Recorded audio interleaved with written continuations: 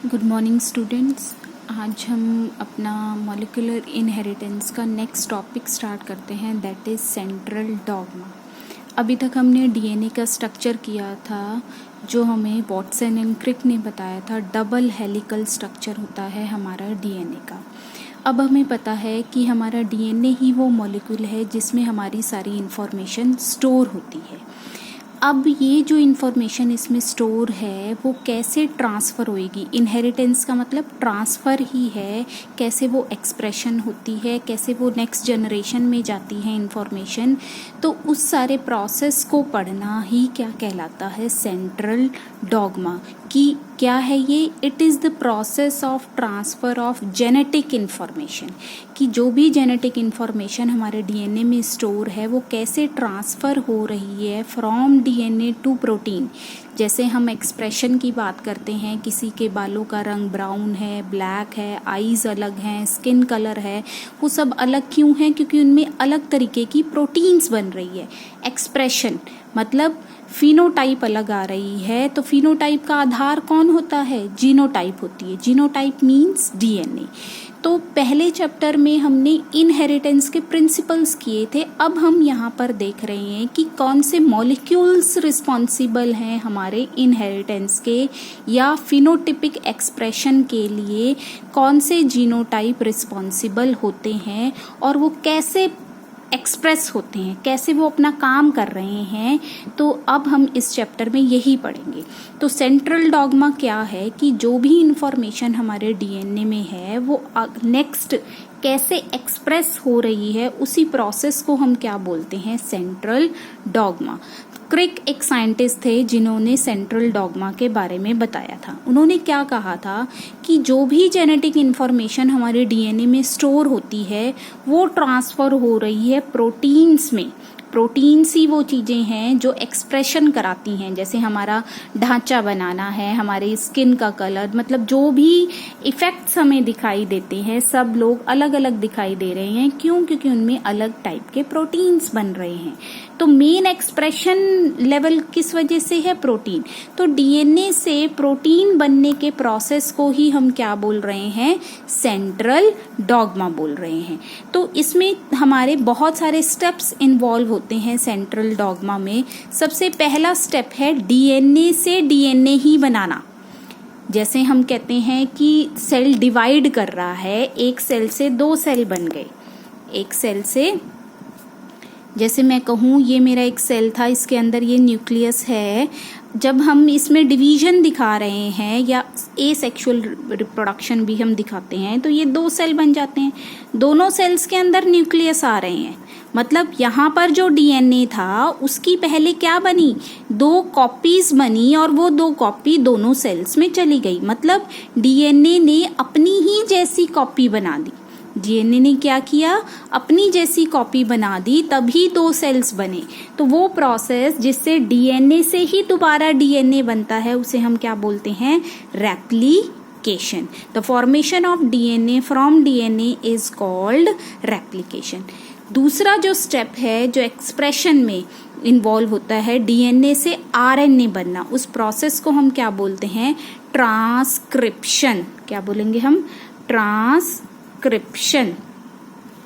फिर आरएनए से प्रोटीन्स बनना क्या कहलाता है, ट्रांसलेशन। क्या कहलाया जाएगा, ट्रांसलेशन। तो जो रेप्लिकेशन का प्रोसेस है बच्चे वो कहाँ पर हो रहा है, इनसाइड दी न्यूक्लियस, न्यूक्लियस के अंदर हो रहा है। डीएनए से आरएनए का बनने का प्रोसेस भी कहाँ होता है, न्यूक्लियस में, लेकिन कंप्लीट वो कहाँ पर आकर होता है, साइटोप्लाज्म में। और आरएनए से प्रोटीन का बनना वो कहाँ पर हो रहा है, इनसाइड दी साइटोप्लाज्म। तो हम क्या कह सकते हैं, डीएनए से डीएनए का बनना कहाँ हो रहा है, न्यूक्लियस के अंदर। डीएनए से आरएनए बनना न्यूक्लियस के अंदर है, लेकिन मैच्योर आरएनए बनना वो कहाँ पर होगा, साइटोप्लाज्म में। सिंथेसिस आरएनए की न्यूक्लियस में ही हो जाएगी, लेकिन जो फंक्शनल आरएनए की बात हम करते हैं वो कहाँ पर फंक्शन की तरह काम करेगा, साइटोप्लाज्म में। और आरएनए से प्रोटीन बनना वो भी कहाँ होगा, साइटोप्लाज्म में। इस प्रोसेस को हम क्या बोलते हैं, ट्रांसलेशन। तो ये जो प्रोसेस है transfer of information from DNA to protein, इसे ही हम क्या बोलते हैं, सेंट्रल डॉग्मा। तो 3 स्टेप्स इन्वॉल्व हैं इसमें, रेप्लिकेशन, ट्रांसक्रिप्शन एंड ट्रांसलेशन। लेकिन कुछ फर्दर स्टडीज होने के बाद एक और प्रोसेस पता चला जिसमें आरएनए से दोबारा क्या बनाया जा सकता है, डीएनए बनाया जा सकता है। उसे हम क्या बोलेंगे, रिवर्स ट्रांसक्रिप्शन। ट्रांसक्रिप्शन का उल्टा क्या कहलाया जाएगा,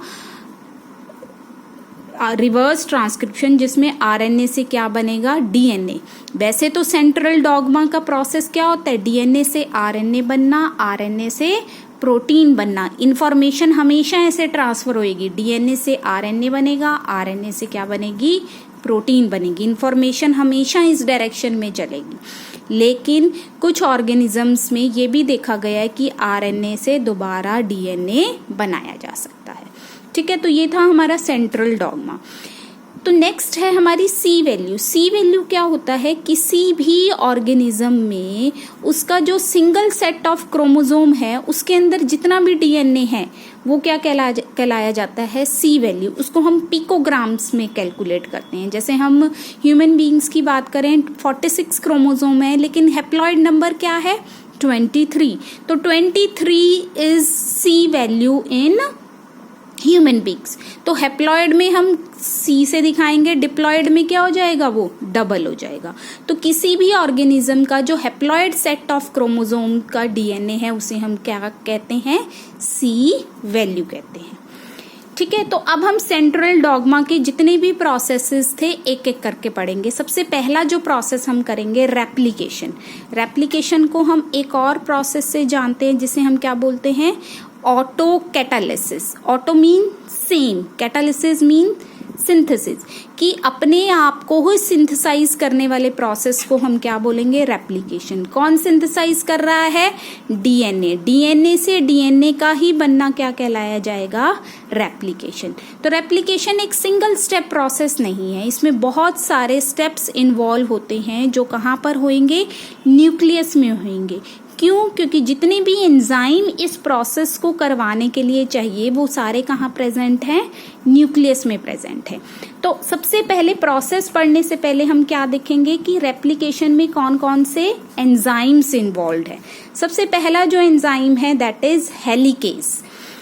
अब हमें पता है हमारा डीएनए क्या है, डबल हेलिकल स्ट्रक्चर है। इस तरीके का स्ट्रक्चर है हमारा डीएनए का।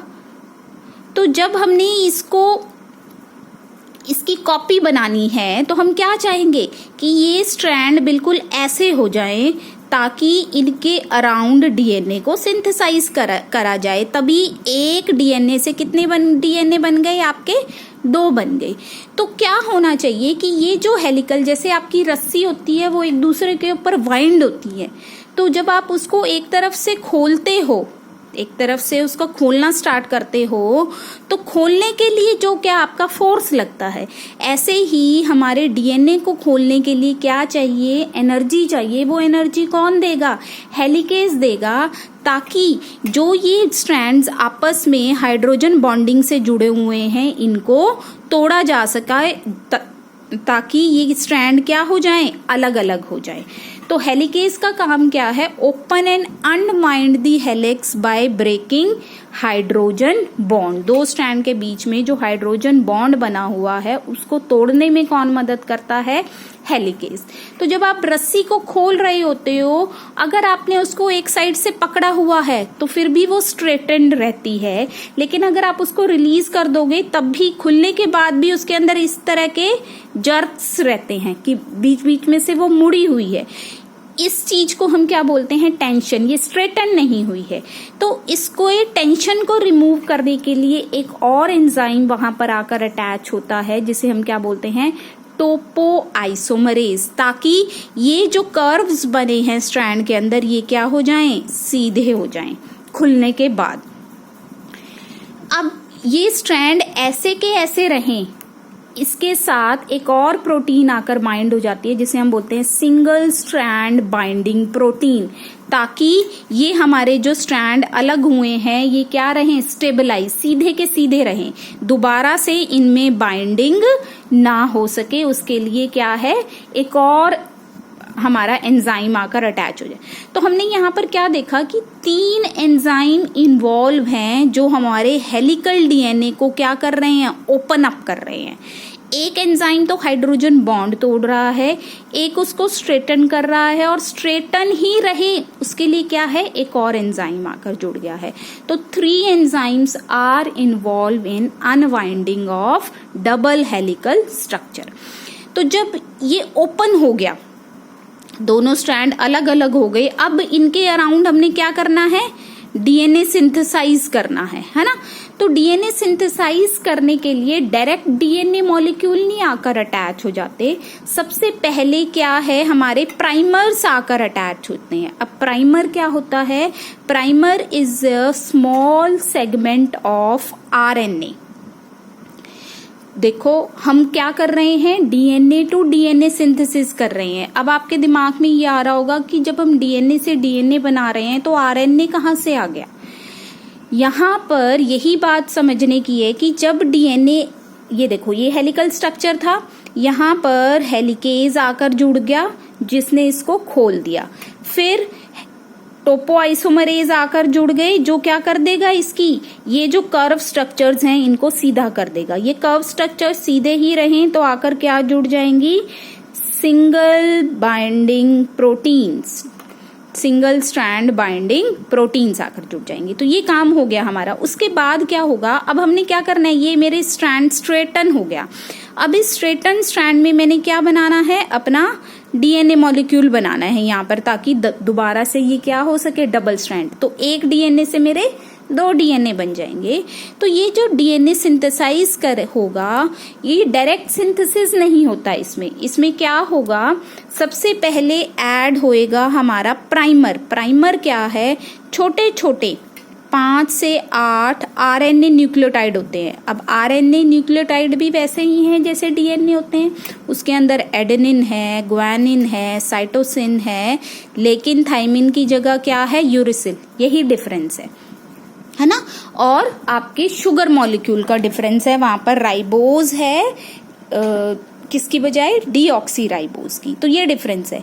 तो यहाँ पर हम क्या समझ रहे हैं कि जब अनबाइंडिंग हो जाती है, डायरेक्ट डीएनए के न्यूक्लियोटाइड्स नहीं ऐड होते, सबसे पहले आरएनए के न्यूक्लियोटाइड्स ऐड होंगे। ऐसा क्यों होता है, क्योंकि आरएनए न्यूक्लियोटाइड क्या है, हाईली रिएक्टिव। हमने पढ़ा था ना पहले कि RNA is highly reactive molecule. Highly reactive मतलब can easily form bond, easily bond बना सकता है वो। तो हमने ऐसा मॉलिक्यूल लेकर आना है जो इजीली क्या कर सके, इन सिंगल स्टैंडर्ड मॉलिक्यूल के साथ बाइंड हो सके। तो डीएनए और जब हम आरएनए का कंपैरिजन करते हैं, RNA is more reactive, it can form bond easily. तो इसलिए हमारा डीएनए सिंथेसिस से पहले हम क्या ऐड करते हैं, आरएनए प्राइमर। प्राइमर क्या है, छोटे छोटे आरएनए के मॉलिक्यूल्स हैं जिसमें 5 से 8 न्यूक्लियोटाइड होते हैं।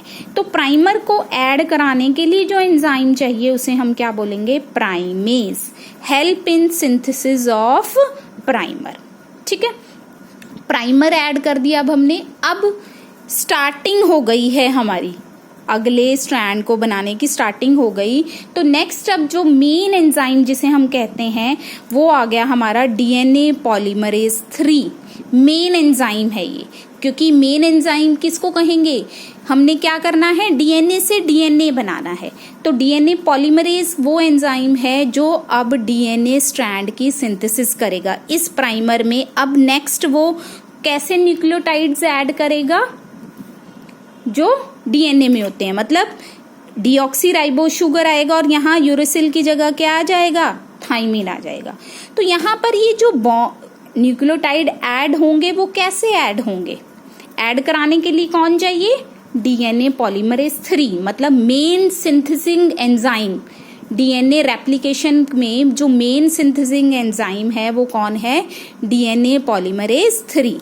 तो अब ये जो न्यूक्लियोटाइड्स हैं ये कैसे ऐड होंगे, they are added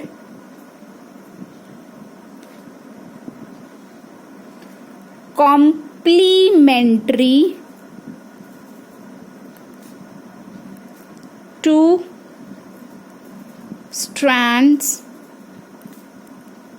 that are unwinded। बहुत इंपॉर्टेंट चीज है कि ये जो डीएनए पॉलीमरेज 3 है वो कैसे ऐड करेगा न्यूक्लियोटाइड को, कॉम्प्लीमेंट्री ऐड करेगा। कॉम्प्लीमेंट्री हमने पढ़ा था पहले कि जब मेरी ए हो उसके सामने क्या आ जाए, टी, जी हो उसके सामने क्या आ जाए, सी, सी हो उसके सामने क्या आ जाए, जी। तो अगर इधर वाले स्ट्रैंड में इस तरीके के हैं तो उसके कॉरस्पॉन्डिंग जो चेगफ्स ने बॉन्डिंग बताई थी उस तरीके से बॉन्डिंग होगी। तो यहाँ पर ये जो न्यूक्लियोटाइड ऐड होंगे they are added complementary to this strand, इस स्ट्रैंड के कॉम्प्लीमेंट्री ऐड हो जाएंगे। यहाँ पर जो सिंथेसाइज होएगा वो इसके कॉम्प्लीमेंट्री हो जाएंगे, यहाँ पर जो ऐड होगा वो इसके कॉम्प्लीमेंट्री हो जाएंगे। ठीक है, तो कॉम्प्लीमेंट्री एडिंग होएगी न्यूक्लियोटाइड की किसकी हेल्प से, डीएनए पॉलीमरेज की हेल्प से। मेन सिंथेसाइजिंग हमारा एंजाइम है ये। तो इस एंजाइम, ये सबसे बड़ा एंजाइम है जो हमारा डीएनए रेप्लिकेशन में इन्वॉल्व होता है। इसमें 3 यूनिट्स हैं बच्चे। अल्फा सब यूनिट मतलब 3 प्रोटीन यूनिट से बना हुआ है ये। जैसे हमने लास्ट 11th क्लास में किया था, हमने प्रोटीन के डिफरेंट स्ट्रक्चर्स किए थे, प्राइमरी, सेकेंडरी, टर्शरी, क्वाटनरी। तो क्वाटनरी स्ट्रक्चर में हमने क्या किया था, बहुत सारे टर्शरी स्ट्रक्चर ज्वाइन होकर क्या है एक मेन स्ट्रक्चर बना देते हैं, फंक्शनल पार्ट बना देते हैं। तो उस फंक्शनल पार्ट में बहुत सारी सेकेंडरी प्रोटीन्स भी प्रेजेंट होती हैं या टर्शरी प्रोटीन्स। तो ऐसे ही तो डीएनए पॉलीमरेज 3 हमारा क्या है, क्वाटनरी प्रोटीन है जिसमें 3 सब यूनिट आपस में जुड़ी हुई है। तो सबसे पहले जो अल्फा सब यूनिट है वो क्या है, कैटालिटिक यूनिट है, मतलब काम करने वाली, न्यूक्लियोटाइड ऐड करने वाली। काम करवाना यहाँ पर क्या है, डीएनए को सिंथेसाइज करवाना। तो यहाँ पर न्यूक्लियोटाइड की एडिशन कराने वाला पार्ट कौन सा है, अल्फा सब यूनिट। एप्साइलम सब यूनिट क्या है, प्रूफ रीडिंग। अब प्रूफ रीडिंग क्या होती है कि जब यहाँ पर न्यूक्लियोटाइड ऐड हो रहे हैं, समझो ए के सामने क्या ऐड होगा, टी, जी के सामने क्या होगा, सी, सी के सामने क्या आना चाहिए, जी। मान लो सी के सामने जी ना आकर ए आ गया, ये तो गलत ऐड हो गया ना। तो ये चेकिंग भी साथ साथ डीएनए पॉलीमरेज 3 करता रहता है कि कोई गलत टाइप ऑफ न्यूक्लियोटाइड तो नहीं ऐड हो गया। इसी को चेक करना कि क्या सही न्यूक्लियोटाइड ऐड हो रहा है, उसे हम क्या बोलते हैं, प्रूफ रीडिंग। जैसे हम पेपर बनाने के बाद चेक करते हैं कि क्या सारे क्वेश्चंस हमने ठीक लिखे हैं कि नहीं। जैसे हम क्वेश्चन करते हैं, अपने आंसर करते हैं पेपर में, तो हम एक बार बाद में चेक करते हैं कि क्या मैंने नंबरिंग सही से डाली है क्वेश्चन की जो मैंने आंसर किया है। तो उसी को हम क्या बोलते हैं, प्रूफ रीडिंग, की सबमिट करने से पहले आप उसको चेक करें। बीटा सब यूनिट क्या है, स्लाइडिंग क्लैंप है। ये बहुत इंपॉर्टेंट पार्ट है। फंक्शनल पार्ट तो ये हो गई, ये क्या एक होल्डिंग सब यूनिट है जो हमारे अनवाइंडिंग डीएनए के ऊपर इसको ट्रैवल करवाएगी। क्या करवाएगी, इसकी मूवमेंट, मतलब डीएनए पॉलीमरेज की मूवमेंट होती चली जाएगी ताकि क्या हो सके। अब मान लो यहाँ पर आकर अटैच हुआ है, अब ये आगे खुलता चला जाएगा तो इसकी मूवमेंट क्या होनी चाहिए, आगे होती रहनी चाहिए ताकि अगला पार्ट भी सिंथेसाइज होता रहे। तो जो मूवमेंट है डीएनए पॉलीमरेज की ऑन डीएनए कौन करवा रहा है, बीटा सब यूनिट करवा रहा है। ठीक है, तो बहुत हाईली एफिशिएंट एंजाइम होता है हमारा डीएनए पॉलीमरेज 3 कि ये किसी भी गलत तरीके का न्यूक्लियोटाइड ऐड नहीं करता।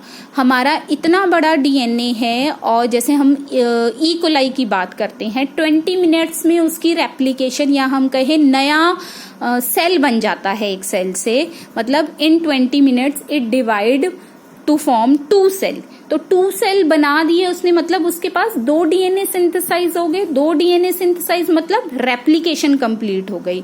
और हमें पता है ई कोलाई के अंदर कितने बेसिस होते हैं, इतने बेसिस होते हैं। तो इतने बेसिस 20 मिनट्स में सिंथेसाइज हो भी चुके, मतलब इतनी एफिशिएंटली और शॉर्ट टाइम में वो डीएनए रेप्लिकेशन हो रही है। तो उसका रोल कौन प्ले कर रहा है? DNA polymerase third. तो हाईली एफिशिएंट प्रोसेस होने की वजह से ही क्या है, ये एक्यूरेट टाइप से काम करता है। मतलब सिर्फ पॉलीमरेज थर्ड का काम ऐड करना नहीं है, साथ में ये भी चेक करना कि कोई गलत तो नहीं ऐड हुआ है। ठीक है, तो डीएनए पॉलीमरेज थर्ड हमारा मेन सिंथेसाइजिंग एंजाइम है। अब मान लो प्रूफ रीडिंग कर ली हमने, अब प्राइमर्स भी हमने, प्राइमर्स तो क्या थे? आरएनए पार्ट था, लेकिन हमारे डीएनए में तो सिर्फ कौन सा हिस्सा होना चाहिए? डीएनए के लिए। लेकिन डीएनए को सिंथेसाइज करने की शुरुआत किस चीज के लिए क्या चाहिए हमें? आरएनए प्राइमर चाहिए।